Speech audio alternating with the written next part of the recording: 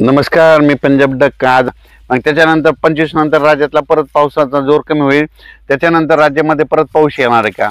तर राज्यातल्या सर्व शेतकऱ्यांना सांगू इच्छितो की मी एक प्रत्येक वेळेस अंदाज म्हणत असतो ना, तुम्ही एक वहीमध्ये काय करा, वर्षानुवर्षाचा डिसेंबर महिन्यातला कायमचाच अंदाज लक्षात घ्या। दरवर्षी आपल्या महाराष्ट्रामध्ये 2 डिसेंबर ते 7 डिसेंबर दरम्यान, म्हणजे किती 2 3 4 5 7 डिसेंबरच्या दरम्यान महाराष्ट्रामध्ये जे जितके विभाग आहेत तितक्या विभागापैकी अर्ध्या विभागात मात्र दरवर्षी विजेच्या कडकडाटासह पाऊस येतो, हे कायमचं लक्षात घ्या। म्हणजे पुढच्या वर्षी 2026ला देखील तुम्ही ही गोष्ट लक्षात घ्या, 2 डिसेंबर ते 7 डिसेंबरमध्ये एक अवकाळी येणं हे लक्षात घ्या। तर मग तसा एक मग आता ह्या डिसेंबरमध्ये लागताना एकदा एक अवकाळी येणार आहे।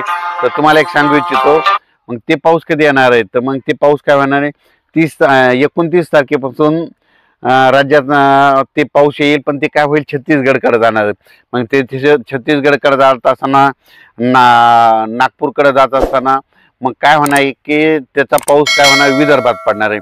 मग विदर्भात पडत असताना तुम्हाला एक सांगू इच्छितो काय होणार आहे, चंद्रपूर जिल्हा, यवतमाळ जिल्हा, नागपूर जिल्हा, भंडारा जिल्हा, गोंदिया, त्याच्यानंतर इकडं छत्तीसगड, मध्य प्रदेशकडे काही पडन, त्याच्यामध्ये अमरावतीकडे, अकोल्याकडं, ह्या पट्ट्यात पडत पडत उत्तर महाराष्ट्राकडे मग ते काय होईल, 28 तारखेपासून ते 2 डिसेंबरच्या दरम्यान मग उत्तर महाराष्ट्राकडे नंदुरबार जिल्हा, धुळे जिल्हा, जळगाव जिल्हा, ह्या पट्ट्यामध्ये काय होईल, मग संभाजीनगरच्या काही भागामध्ये मग 29 तारखेचे 5 डिसेंबरच्या दरम्यान तुरळक ठिकाणी ते पावसाचा अंदाज आहे म्हणून लक्षात यायचा।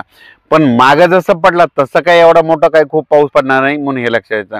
आणि उत्तर महाराष्ट्रात म्हणजे नाशिककडं, इगतपुरीकडं तिकडं थंडी जास्त असल्यामुळं तिकडे काही खूप काही पावसाचा असर होणार नाही। पण आता हे जे 23 24 25च्या दरम्यान थोडा पाऊस येणार आहे, ते फक्त पश्चिम महाराष्ट्राकडे त्याचं पावसाचं थेंबाचं स्वरूप असणार आहे। संपूर्ण महाराष्ट्रात काही पाऊस पडणार नाही, त्याच्यामुळं हा अंदाज लक्षात यायचा। नांदेड जिल्हा, कारण की तेलंगणाकडे पडत असल्यामुळं नांदेडच्या काही जिल्ह्यामध्ये तुरळक ठिकाणी थेंब येतील, लातूर जिल्ह्यामध्ये तुरळक ठिकाणी कुठेतरी थेंब येतील, परभणी जिल्ह्यात तुरळक ठिकाणी थेंब येतील, हिंगोली जिल्ह्यात तुरळक ठिकाणी थेंब येतील, यवतमाळकडे तुरळक ठिकाणी थेंब येतील, बीड जिल्ह्यात तसंच होईल, त्याच्यानंतर सोलापूर जिल्ह्यात तसंच होईल, पुन्हा धाराशिव जिल्ह्यात देखील तुरळक ठिकाणी थेंब येतील, अहिल्यानगर जिल्ह्यात देखील तुरळक ठिकाणी थेंब येतील। फक्त पाऊस चांगला कुठं पडणार आहे, मग कोल्हापूर, सांगली, सातारा आणि पुणे त्या पट्ट्यामध्ये चिपळूण त्या भागामध्ये थोडं पावसाचं वातावरण असणार आहे। गोव्याकडे जास्त राहणार आहे, पणजीकडे राहणार आहे म्हणून हे लक्षात।